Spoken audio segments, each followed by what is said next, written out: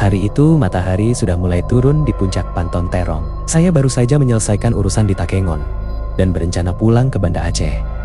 Di tengah perjalanan, tepat di daerah tanjakan ekstrem Gunung Salak, saya melihat sebuah mobil keluarga sedang menepi. Asap mengepul dari kap mesinnya. Di samping mobil, ada satu keluarga yang terlihat sangat panik. Si bapak sibuk menelepon, sementara istrinya mencoba menenangkan dua anaknya yang mulai rewel karena udara dingin dan hari mulai gelap. Saya pun berhenti. "Kenapa, Pak? Ada yang bisa saya bantu?" tanya saya. Bapak itu menghela napas panjang.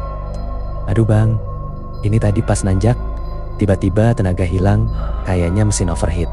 Padahal belum penuh amat muatannya." Saat saya bantu cek, di belakang kami meluncur dengan mulus sebuah Mitsubishi Xpander. Mobil itu penuh muatan di atapnya. Isinya 7 orang. Tapi saat melibas tanjakan Gunung Salak yang terkenal jahat itu, suaranya halus sekali. Tidak ada raungan mesin yang tersiksa. Si bapak tadi bergumam, "Harusnya saya dengar kata istri saya dulu. Ambil Mitsubishi saja. Teman saya pakai Xpander, tiap minggu pulang pergi, Banda Takengon, aman. Aman saja. Suspensinya katanya lembut sekali buat anak-anak." Mendengar itu, saya cuma bisa tersenyum kecil. Memang benar.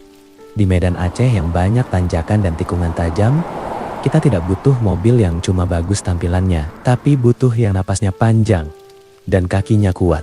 Kejadian di Gunung Salak itu mengingatkan saya, kenapa banyak orang Aceh sekarang beralih ke Mitsubishi. Entah itu Xpander yang nyaman untuk keluarga, atau Pajero Sport yang gagah di segala medan. Bagi teman-teman yang tidak mau mengalami kejadian serupa saat liburan keluarga, atau sedang mencari unit untuk operasional bisnis seperti L300 atau Fuso, silakan hubungi saya, sales terpercaya, gerai Mitsubishi terbesar di Aceh. Subscribe untuk cerita menarik lainnya.